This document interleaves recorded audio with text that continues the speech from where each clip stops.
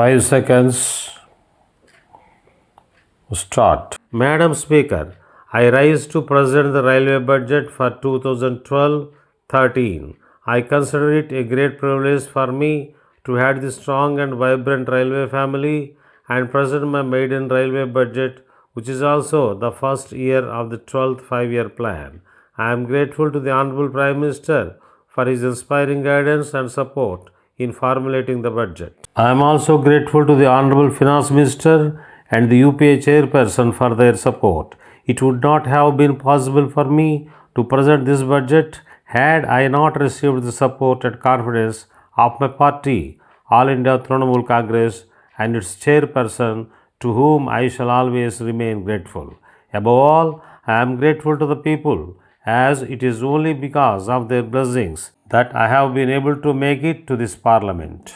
Madam Speaker, when I look at the list of illustrious leaders of this country who had donned the mantle of Indian Railways, right from Sri Asif Ali to Mamata Banerjee, I find myself nowhere near their stature, but I have certainly tried to take lessons from the pages of history and from their contribution to this great institution. I am grateful to Mamata Banerjee for giving vision to railways in her Vision 2020 document, which has guided me immensely in framing the roadmap for carrying forward the task.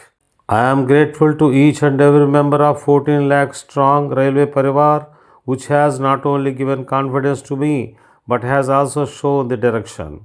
It is through their dedication, hard work, loyalty, and sacrifice that the railways have scaled great heights.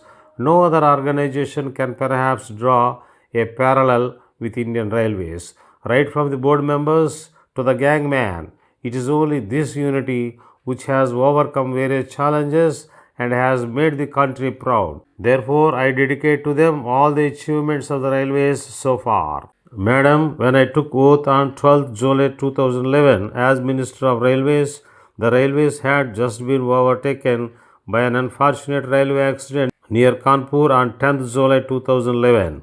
I had rushed to the accident site instead of going to Rail Mantralaya. The intensity of pain and misery experienced by the passengers and their relatives continues to haunt me, and I have spent sleepless nights. At that very moment, I took a vow to eliminate recurrence of such painful happenings and decided that my entire emphasis is going to be on strengthening safety, safety, and safety. The death on rail tracks just can never be tolerated, and it is not acceptable. I would like to reiterate my strong conviction and belief in the phrase safety never sleeps, as emphasized by Mamata Banerjee all along. I believe that safety on Indian railways has to be benchmarked against other modern railway systems in the world, be it in Europe or Japan. Safety standards have been remarkable in these systems, with no deaths due to railway accidents for decades together on high-speed routes. Although I am not at all satisfied with the safety standards at the present moment, I must inform the August House that the entire railway family is equally concerned and has been making concerted efforts in this direction. The commitment made in 2001 to reduce accidents per million train kilometers from 0.55 to 0.17 has been achieved. However, our target should be zero death.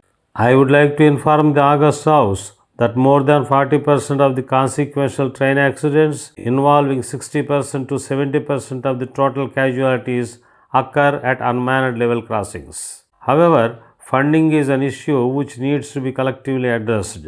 To fast track elimination of level crossings in the next 5 years, I have decided to set up a special purpose vehicle named Railroad Grade Separation Corporation of India. In order to achieve even higher safety standards, I decided to set up a committee to examine the current standards of safety on Indian railways and to suggest suitable benchmarks and safety protocols.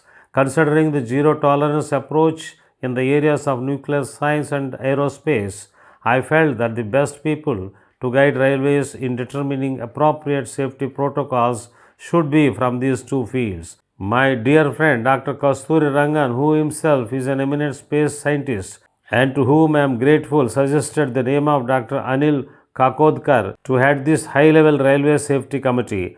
I am also grateful to Dr. Kakodkar and his team for readily accepting my request despite their extremely busy schedule. This gesture underlines the fact that interests of people and the nation are close to their hearts. The committee has submitted its report on 17th February 2012 and recommended far-reaching measures and safety protocols. Madam Speaker, I assure the August House that the recommendations of the committee will receive focused attention as required. By way of initiating a long-term approach to safety and in line with recommendations of the committee, I propose to set up an independent railway safety authority as a statutory regulatory body. The functions of the authority would be worked out in greater details in line with international practices in the best interest of passenger safety. Since research and development activities are central to any tangible results in the area of safety enhancement, I also propose to set up a Railway Research and Development Council at the apex level to spearhead such efforts. This would also be in line with recommendations of Kakodkar Committee. In today's world, safety is driven by improved technology. Hence, safety standards cannot be achieved without modernization, as safety and modernization are two sides of the same coin. At the same time, modernization cannot take place without financial resources and professionalization of manpower. Therefore, I had set up yet another expert group headed by Mr. Shyam Piroda on modernization and resource mobilization. The group has submitted its report on 27th February 2012 and has provided a blueprint for the next 5 years for modernization of Indian Railways. The recommendations of the group entail an estimated investment of 5.60 lakh crores. There has been considerable criticism of Indian Railways in regard to only partial implementation of recommendations of several committees set up in the past. In this context, the Safety Committee has also observed that Indian Railways suffers from an implementation bug.